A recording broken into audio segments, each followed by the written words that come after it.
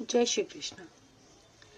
श्लोक 21 अध्याय 2 आगे का वर्णन। अनुवाद। हे पार्थ, जो व्यक्ति यह जानता है कि आत्मा अविनाशी है, जन्मा, शाश्वत तथा अव्यय है, वह भला किसी को कैसे मार सकता है या मरवा सकता है। तात्पर्य।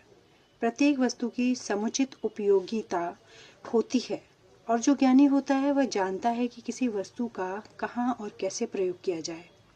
इसी प्रकार हिंसा की भी अपनी उपयोगिता है और इसका उपयोग इसे जानने वाले पर निर्भर करता है। यद्यपि हत्या करने वाले व्यक्ति को न्याय संहिता के अनुसार प्राणदंड दिया जाता है, किंतु न्यायाधीश को दोषी नहीं ठहराया जा सकता, क्योंकि वह न्याय संहिता के अनुसार ही दूसरे व्यक्ति पर हिंसा किए जाने का आदेश देता है।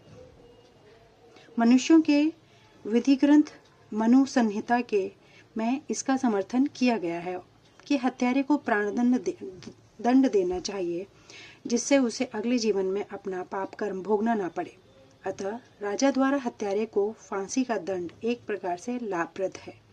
इसी प्रकार जब कृष्ण युद्ध करने का आदेश देते हैं तो यह समझना चाहिए कि यह हिंसा परम न्याय के लिए है, और इस तरह अर्जुन को इस आदेश का पालन यह समझकर करना चाहिए कि कृष्ण के लिए किया गया युद्ध हिंसा नहीं है, क्योंकि मनुष्य या दूसरे शब्दों में आत्मा को मारा नहीं जा सकता।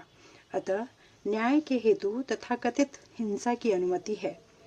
शल्य क्रिया का प्रयोजन रोगी को मारना नहीं, अपितु उसको स्वस्थ बनाना है। अतः कृष्ण के आदेश पर अर्जुन द्वारा किए जाने वाला युद्ध पूरे ज्ञान के साथ हो रहा है, उससे पाप फल की संभावना नहीं है। श्लोक 22 अनुवाद। जिस प्रकार मनुष्य पुराने वस्त्रों को त्याग कर नए वस्त्र धारण करता है, उसी प्रकार आत्मा पुराने तथा व्यर्थ के शरीरों को त्याग कर नवीन भौतिक शरीर धारण करता है। अणु आत्मा द्वारा शरीर का परिवर्तन एक स्वीकृत तथ्य है।